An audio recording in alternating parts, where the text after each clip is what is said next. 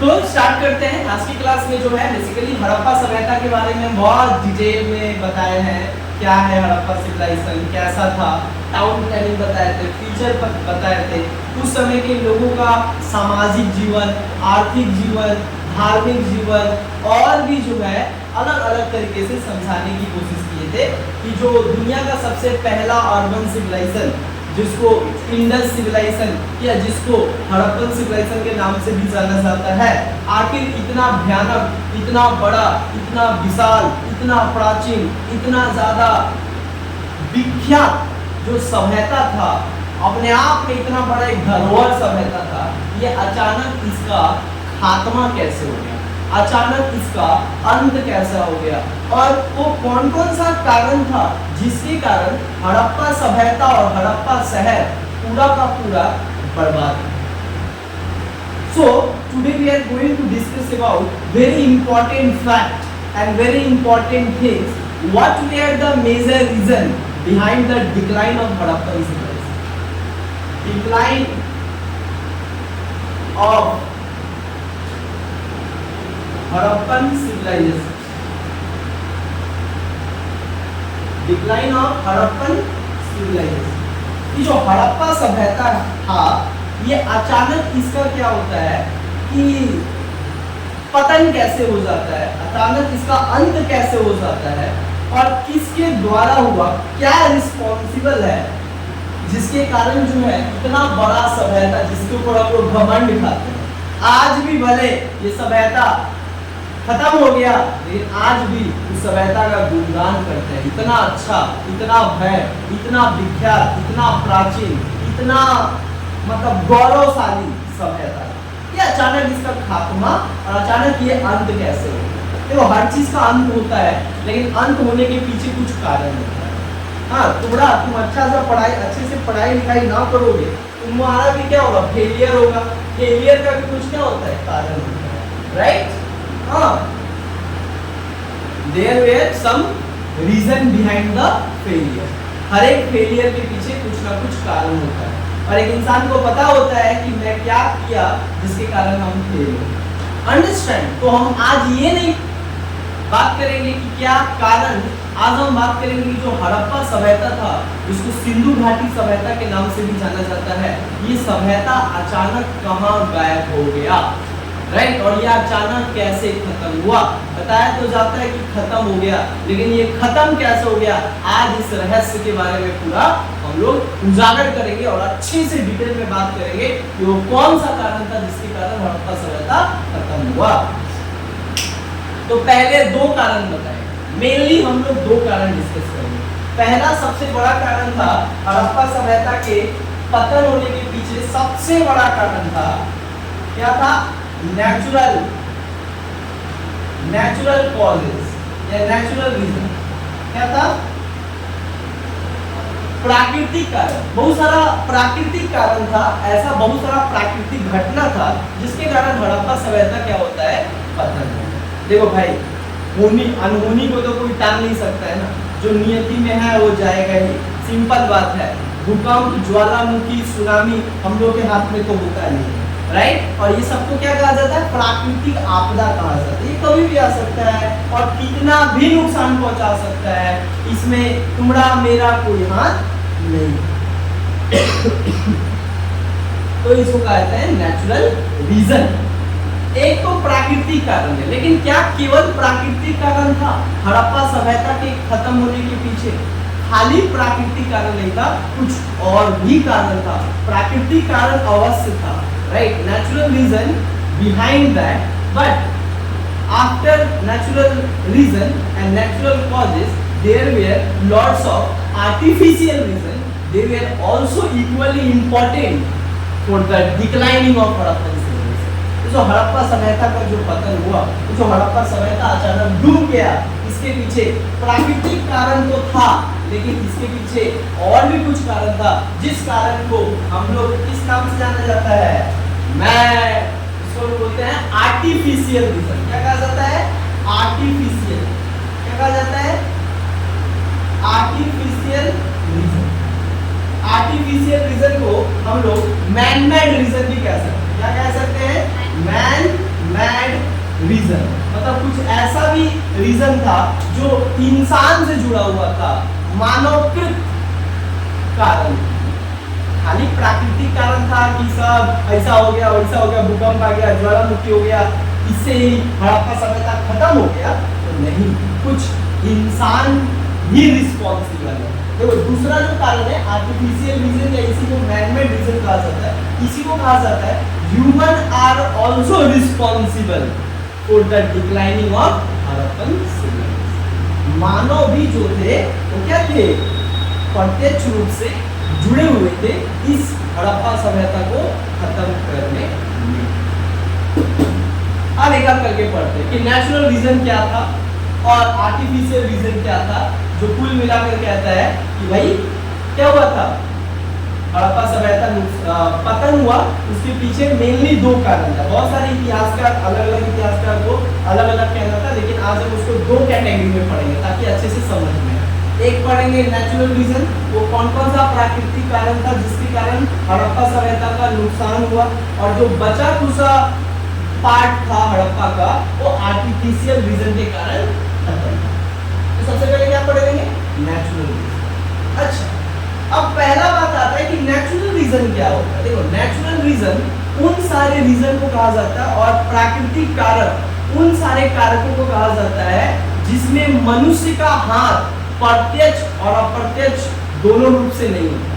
मतलब वो घटना जिस घटना में इंसान का कोई हाथ नहीं होता है, उन सभी कारण को क्या कहा जाता है, प्राकृतिक कारण कहा जाता है।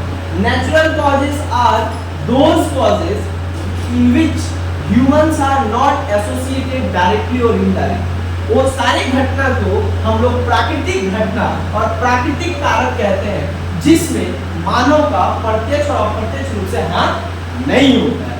तो कुछ ऐसा ही कारण था जिसमें इंसान का कोई हाथ नहीं था, राइट। अब आता है वो कौन कौन सा कारण था जिसमें इंसान का हाथ नहीं। सबसे पहला नेचुरल रीजन में बोला जाता है कि सबसे पहला अर्थक्वेक।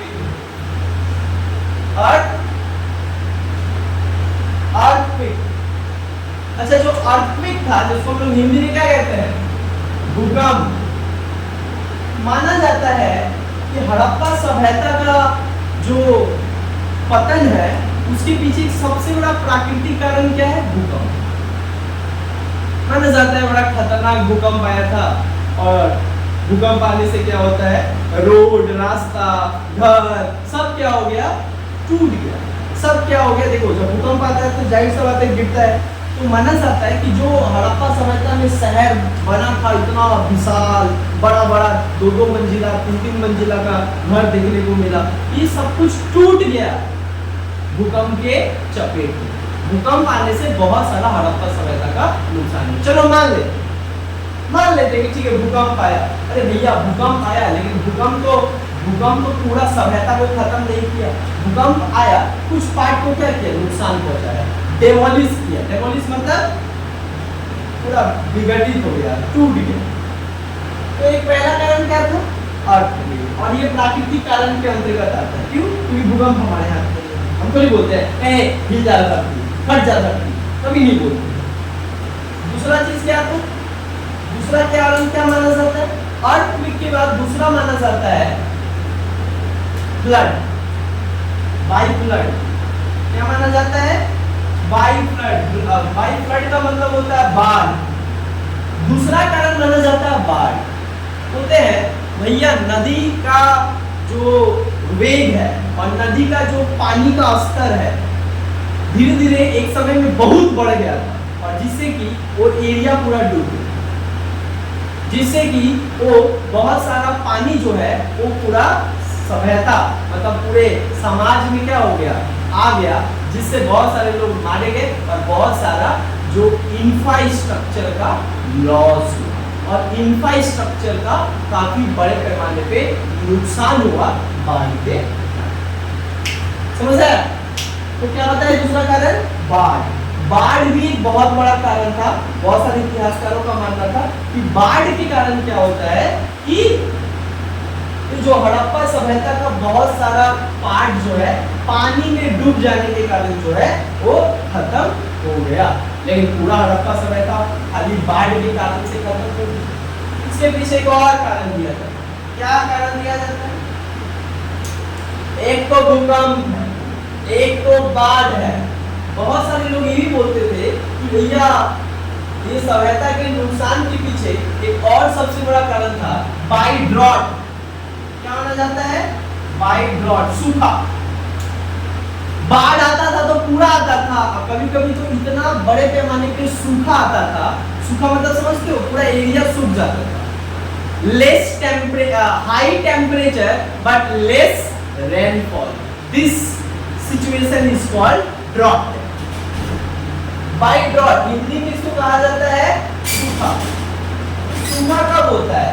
जब जिस जगह पानी पड़ना चाहिए जितना, उससे भी एकदम कम पड़ा, तब उस जगह को क्या कहा जाता है? सूखा माना जाता है। और भारत का 68% क्षेत्र आज भी सूखा से प्रभावित है।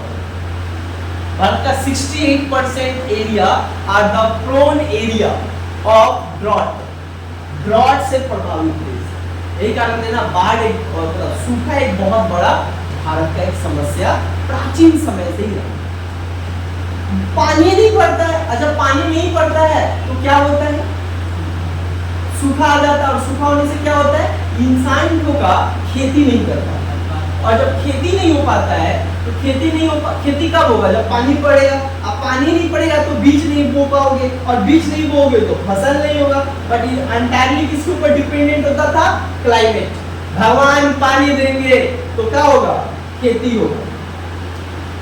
और दूसरा, बाढ़ आएगा, ये लोग बाढ़ आता था ना, तो थोड़ा नॉर्मल बाढ़ आता था, खेत में पानी डूब जाता था, तब जाके बीज बो देते।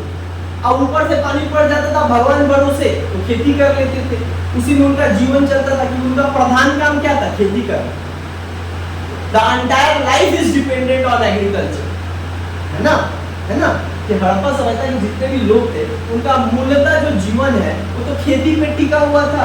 अब अचानक खेती बंद हो गया जब सूखा पड़ गया, और माना जाता है कि एक साल, डेढ़ साल, दो साल सूखा पड़ गया, जिससे क्या हो गया कि खेती दो साल तक नहीं होगा। जब दो साल तक खेती नहीं होगा तो अनाज नहीं आएगा, और अनाज नहीं आएगा तो डायरेक्ट किसके ऊपर जाएगा? Food security. हाँ, अनाज नहीं आएगा तो खाओगे नहीं तो जियोगे। उस टाइम तो था नहीं आज की जैसा, छोड़ ना, भात दाल ना खाएंगे, पिज्जा बर्गर खाएंगे। हाँ, उस टाइम से यूं नहीं था, पिज्जा बर्गर तो था ही नहीं। आज का ना इंसान, हम होमो इरेक्टस, होमो सेपियंस, अपने आप को चालाक इंसान मानते हैं, बुद्धिमान। अब बुद्धिमान इंसान का निशानी क्या है? चावल दाल छोड़ के जितना जंक फूड है, पिज्जा, फुचका, तुम लोग खाती होगी नहीं? फुचका तो नहीं खाए, ऐसा हो सकता है, खाना चाहिए। तो बाई ड्रॉट का मतलब क्या होता है? सूखा। सूखा एक सबसे बड़ा कारण है। कारण समझ में आया? प्राकृतिक कारण, तो 3 प्राकृतिक कारण था, बताओ तो क्या क्या? भूकंप, बाढ़, सूखा, ये 3 बहुत बड़ा कारण। अब बताते हैं कि प्राकृतिक कारण को छोड़ के कुछ मानवीय कारण भी, प्राकृतिक कारण को छोड़ के कुछ कृत्रिम कारण भी था। कृत्रिम मतलब मानव संबंधित, मानव रिलेटेड कॉज। मतलब हड़प्पा सभ्यता के नुकसान के पीछे केवल बाढ़, सूखा और प्राकृतिक कारकों का ही योगदान नहीं, बल्कि मानव इंसान भी बहुत बड़ा उत्तरदायी है इस सभ्यता का नुकसान और इस सभ्यता का अंत करने में। कैसे? चलो समझते हैं। सबसे पहला आर्टिफिशियल रीजन में, जिसके कारण क्या होता है? माना जाता है कि हड़प्पा सभ्यता का नुकसान हुआ और बहुत बुरी तरीके से हड़प्पा सभ्यता टूट गया, बिखर गया, अपना जो गौरव था उसको खो चुका। उसके पीछे सबसे बड़ा कारण क्या माना जाता है? लैक ऑफ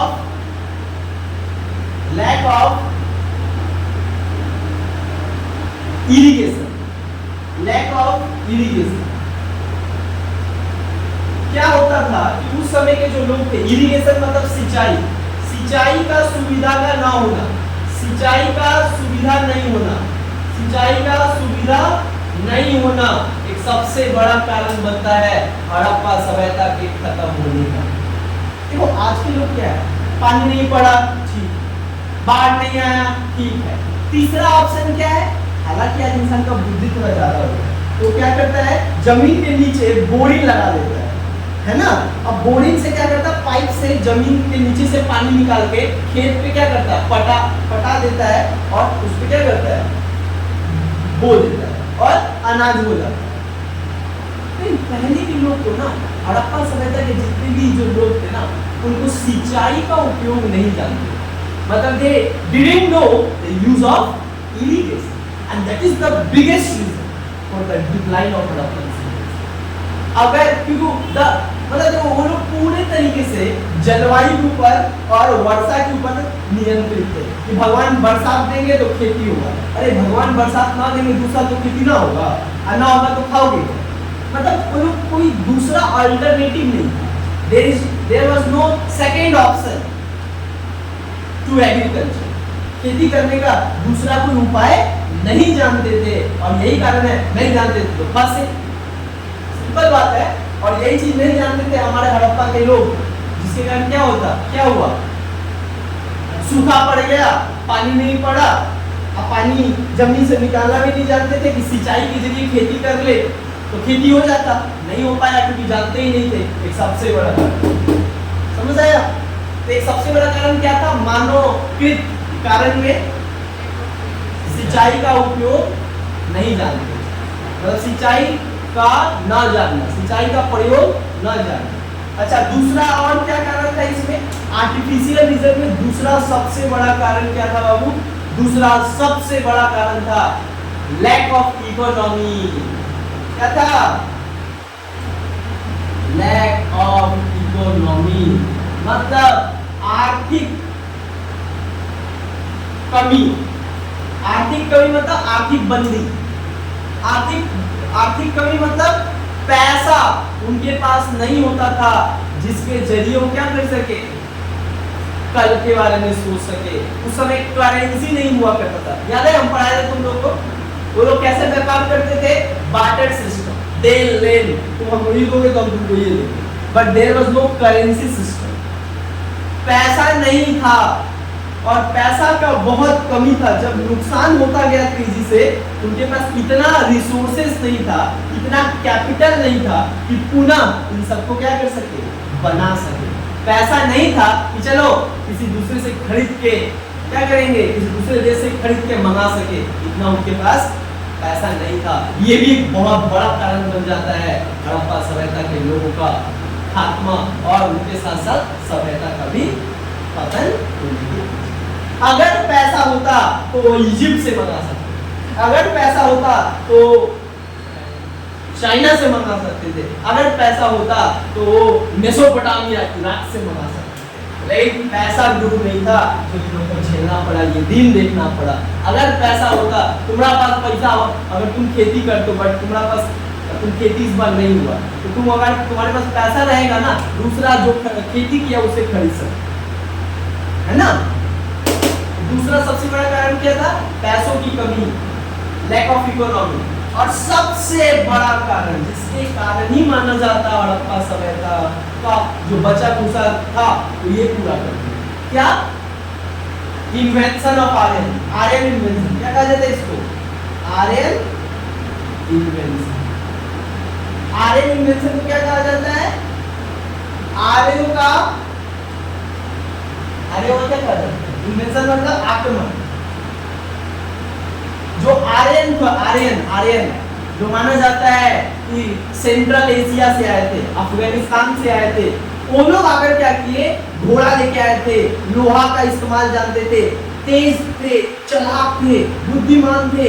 हड़प्पा के सभ्यता के लोगों से बहुत कुछ अस्त्र शस्त्र उनके पास था, और वो लोग भूमि जीतने के लिए, हड़प्पा सभ्यता को जीतने के लिए वो लोग पूरा घोड़ा पे आते हैं और आकर अटैक कर देते हैं, बहुत बड़े पैमाने पे आके क्या करते हैं, अटैक कर देते हैं। बट हड़प्पा सभ्यता के लोगों के पास कोई मिलिट्री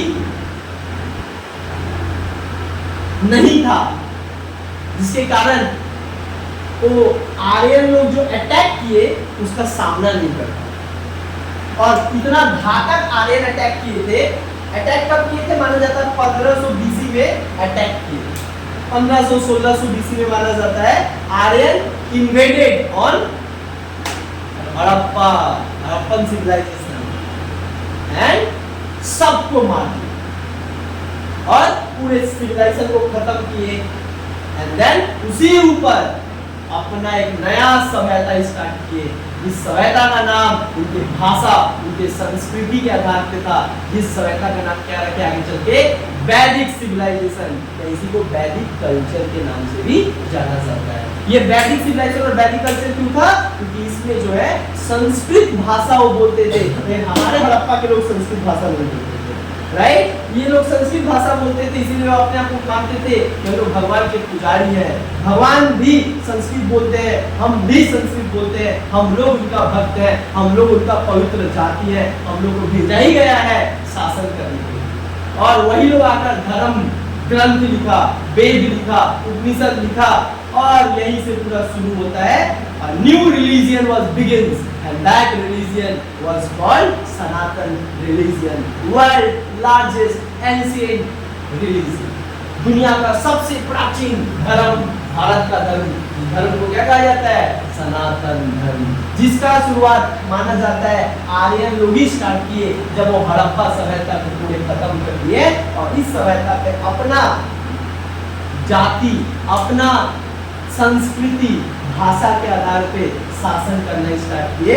और शासन स्टार्ट किए कब से? 1500 और 1500 से लेके 600 BC तक वो लोग शासन किए, 1000 वर्ष तक वो लोग शासन किए। समझ आ रहा है? और ये आक्रमण ही सबसे बड़ा कारण माना जाता है हड़प्पा सभ्यता के खात्मा, हड़प्पा सभ्यता का चैप्टर क्लोज और एक नया सभ्यता आरंभ हुआ, जिस सभ्यता का आरंभ आर्यन लोग ही किए। जिस सभ्यता को लोग क्या कहे? वैदिक सिविलाइजेशन। क्या कहे? वैदिक सिविलाइजेशन। समझ में आया? और वैदिक सिविलाइजेशन किसके ऊपर बेस्ड है? वेद। किसके ऊपर? वेदास। ये जो उस समय अच्छा हड़प्पा के लोग हड़प्पा सभ्यता में एक भी धार्मिक बुक नहीं पाया गया था लिखा हुआ, लेकिन ये पहले इंसान थे जो लिखना भी जानते थे संस्कृत में। और पहला वेद 4 को वेद वो लिखे टोटल। कितना वेद? 4 वेद। 4 को वेद का नाम याद रखो, देन उसके बाद कंप्लीट हो जाएगा। पहला वेद जो उन्होंने लिखा ऋग्वेदा, क्या नाम है? ऋग्वेदा। दूसरा सामवेदा, क्या नाम है? सामवेदा। तीसरा यजुर्वेदा, क्या नाम है? यजुर्वेदा। और चौथा अथर्ववेदा, क्या नाम है? अथर्ववेदा। ये 4 वेद उन्होंने लिखा, बट सबसे पहला वेद कौन सा लिखा? ऋग्वेदा। इसलिए ऋग्वेदा को आएगा क्वेश्चन, इस सभी वेदों में सबसे पुराना वेद कौन है? ऋग्वेद। इसका लिखाई कब हुआ था? माना जाता है 1500 BC। किसके द्वारा लिखा गया? माना जाता है आर्यन से लिखे। ये सारा जो बुक लिखे ये लोग पहला बुक, ये लोग जो पहला बार लिटरेचर लिखना स्टार्ट किए, लिटरेचर मतलब साहित्य लिखना, बुक लिखना, ग्रंथ लिखना स्टार्ट किए। इसीलिए यहाँ से माना जाता है लिटरेचर का शुरुआत यहीं से। और सारा बुक कौन सा भाषा में लिखा गया? संस्कृत। आर्यंस अपने आप को क्या कहते थे? आर्यंस अपने आप को कहते थे we are the protector of cow, हम लोग गाय का रक्षक। इसीलिए वो लोग गोमती गाय को पूजा करते, गाय को भगवान मानते। सनातन धर्म यही से स्टार्ट। तो इस तरीके से हड़प्पा सभ्यता जो इतना प्राचीन सभ्यता था खत्म और एक नए सभ्यता का शुरुआत होता है वैदिक सिविलाइजेशन, जो इसका चर्चा हम लोग नेक्स्ट क्लास में करेंगे। समझ आया? अच्छा।